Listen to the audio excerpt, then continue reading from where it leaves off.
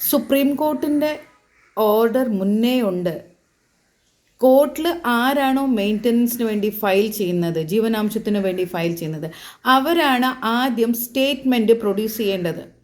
അതല്ലാതെ ഭർത്താക്കന്മാരോട് ആദ്യം statement produce ചെയ്യാൻ പറയുന്നത് ശരിയല്ല. ഭർത്താക്കന്മാരുടെ വക്കീൽമാർ ഇത് ചെയ്യുന്നുണ്ടെങ്കിലും തെറ്റാണ്. അങ്ങനെയല്ല ചെയ്യേണ്ടത്. ആരാണോ കോടതിയുടെ മുന്നിൽ ആപ്ലിക്കേഷനുമായിട്ട് പോയിരിക്കുന്നത് അവരാണ് ആദ്യം ഫയൽ ചെയ്യേണ്ടത്. നിങ്ങൾ നോക്കേണ്ടതും അവർ ആദ്യം 3 വർഷത്തെ 3 ഇയേഴ്സിൻ്റെ സ്റ്റേറ്റ്മെൻറ്റ് അവർ പ്രൊഡ്യൂസ് ചെയ്യണം.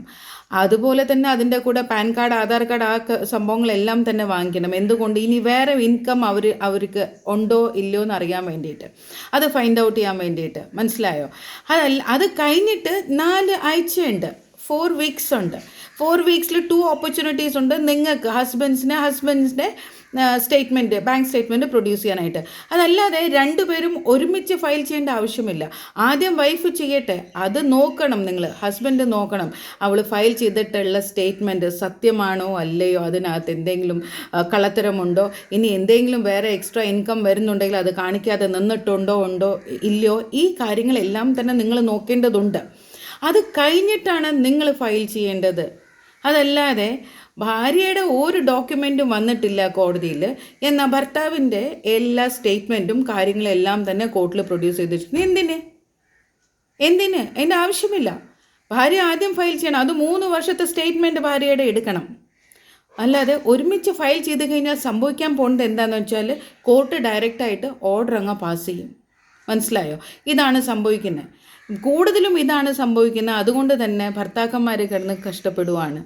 ഈ പറയുന്ന ശരിക്കും അർഹത ഉള്ള സ്ത്രീകൾക്ക് മെയിൻ്റനൻസ് കൊടുക്കുന്നതുകൊണ്ട് ഒരു കുഴപ്പമില്ല, അവർക്ക് കൊടുക്കണം. പക്ഷേ ഭർത്താവിനെ വേണ്ടാന്നും പറഞ്ഞ് ഒരു കാര്യവുമില്ലാതെ ഭർത്താവിൻ്റെ വീട്ടിൽ ഭാര്യയുടെ വീട്ടിൽ പോയി ഇരുന്നിട്ട് അവിടുന്ന് മെയിൻ്റനൻസിന് കേസ് ഫയൽ ചെയ്ത് ഭർത്താവിനെ ഇതുപോലെ ഹറാസ് ചെയ്യാന്ന് പറഞ്ഞാൽ എവിടുത്തെ ന്യായമാണ്? എന്നിട്ട് വക്കീൽമാർ, സോറി, ഞാൻ എല്ലാവരും പറയുന്നതല്ല, ഈ ഭർത്താക്കന്മാരുടെ കരച്ചിൽ കേട്ടിട്ട് ഈ വീഡിയോ ചെയ്യുന്നതാണ്. ദൈവത്തെ ഓർത്ത് ഈ ഭർത്താക്കന്മാരുടെ ഇഷ്യൂസും നിങ്ങളൊന്ന് കേൾക്കണം, കറക്റ്റായിട്ട് ചെയ്യണം. അതല്ലാതെ ഭാര്യമാർക്കാണ് നിയമം കൂടുതലെന്ന് പറഞ്ഞ് അതങ്ങ് തള്ളി കറിഞ്ഞാൽ ഭാര്യ ചോദിക്കുന്ന പൈസ കോടതി കൊടുക്കും, കോർട്ട് കൊടുക്കാൻ പറയുന്നുണ്ട്, നിങ്ങളങ്ങ് കൊടുക്കണമെന്ന് പറഞ്ഞ് അവരെ ഇങ്ങനെ പുറത്തേക്ക് കളയില്ലേ പ്ലീസ്.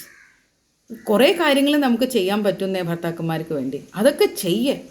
അതൊക്കെ ചെയ്തതിന് ശേഷം കോർട്ട് തീരുമാനിക്കട്ടെ എന്ത് കൊടുക്കണം എന്ത് കൊടുക്കണ്ട എന്നുള്ളത്. അല്ലാതെ മുൻകൂട്ടി നമ്മൾ ഭാര്യമാർക്കാണ് ലോസ് കൂടുതൽ എന്ന് പറഞ്ഞ് ഭർത്താക്കന്മാരെ തള്ളി കളയുന്നത് വല്ലാത്ത വിഷമമുള്ള കാര്യമാണ്. ഞാൻ ആരും ഹേർട്ട് ചെയ്യാൻ വേണ്ടി പറയുന്നതല്ല, വിഷമം കൊണ്ട് പറഞ്ഞു പോകുന്നതാണ്.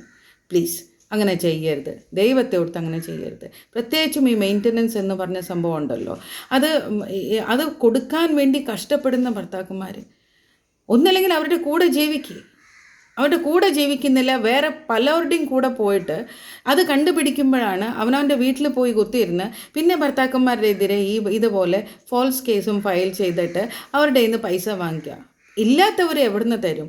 ഉള്ളവരും കൂടെ എന്തിന് തരണം എന്നുള്ളതാണ്. ഇനി പൈസ ഉണ്ട് ഭർത്താവിനാണെങ്കിലും ഒരു കാര്യമില്ലാതെ നിങ്ങളുടെ കള്ളത്തരവും കണ്ടുപിടിച്ചതുകൊണ്ട് അവരുടെ എതിരെ ഇതുപോലെ കള്ളക്കേസ് ഫയൽ ചെയ്ത് എനിക്ക് ഇത്ര എമൗണ്ട് തരണമെന്ന് പറഞ്ഞ് കേസും ഫയൽ ചെയ്യാം. ഈ അവസ്ഥ ഈ അവസ്ഥ മാറേണ്ടതുണ്ട്. പ്ലീസ്, നിങ്ങൾ അർഹത ഉള്ള ഭാര്യമാർക്ക് പൈസ കൊടുക്കണം, ഇല്ലെന്ന് ഞാൻ പറയില്ല, കൊടുത്തേ പറ്റൂ. അർഹത ഇല്ലാത്തവർക്ക് കൊടുക്കരുത് എന്ന് തന്നെയാണ് ഞാൻ പറയാൻ ഉദ്ദേശിച്ചത്. അത് വക്കീലന്മാരും കൂടെ ആ കക്ഷികളെ സപ്പോർട്ട് ചെയ്താലേ അത് നടക്കുള്ളൂ. വേറെ കുറേ കാര്യങ്ങൾ പറയാനൊക്കെ ഉണ്ട്, വീഡിയോ ഇങ്ങനെ നീണ്ടു പോകും. അപ്പോൾ ഇത്രയേ ഉള്ളൂ. ഭാര്യമാരോട് ആദ്യം സ്റ്റേറ്റ്മെൻറ്റ് ഫയൽ ചെയ്യാൻ പറയണം. ഓക്കെ, വീഡിയോ ഇഷ്ടമാണെങ്കിൽ ഫോളോ ചെയ്യാൻ മറക്കല്ലേ കേട്ടോ, ലൈക്കും അടിക്കാൻ മറക്കല്ലേ. Thank you.